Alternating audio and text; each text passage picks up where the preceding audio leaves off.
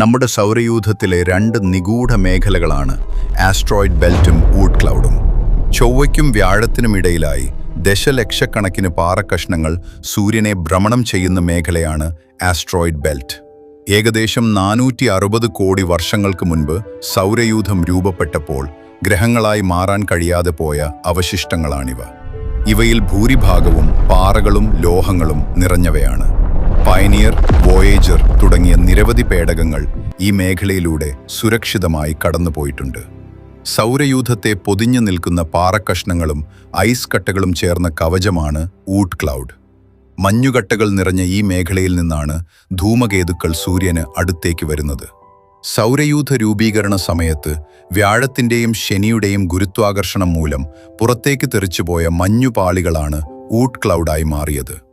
മനുഷ്യൻ വിക്ഷേപിച്ചതിൽ വെച്ച് ഏറ്റവും ദൂരത്തിൽ സഞ്ചരിച്ച വോയേജർ 1 പേടകം ഊട്ട് ക്ലൗഡിന്റെ ഉള്ളിലെത്താൻ ഇനിയും 300ഓളം വർഷങ്ങളെടുക്കും. ഊട്ട് ക്ലൗഡിൽ നിന്നും പുറത്തു കടക്കാൻ വോയേജറിന് 30,000 വർഷങ്ങളും വേണം. സൗരയൂഥത്തിന്റെ യഥാർത്ഥ അതിർത്തിയായി കണക്കാക്കപ്പെടുന്നതും ഈ നിഗൂഢ മേഖലയെയാണ്.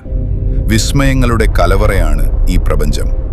ഇതിനെക്കുറിച്ച് കൂടുതൽ അറിയാൻ ശ്രമിക്കുമ്പോഴാണ് മനുഷ്യൻ എത്ര നിസ്സഹായനാണെന്ന യാഥാർത്ഥ്യം നാം തിരിച്ചറിയുന്നതല്ലേ? നിങ്ങളുടെ അഭിപ്രായം എന്താണ്? താഴെ കമന്റ് ചെയ്യൂ. കൂടുതൽ വീഡിയോകൾക്കായി ഈ ചാനൽ സബ്സ്ക്രൈബ് ചെയ്യൂ.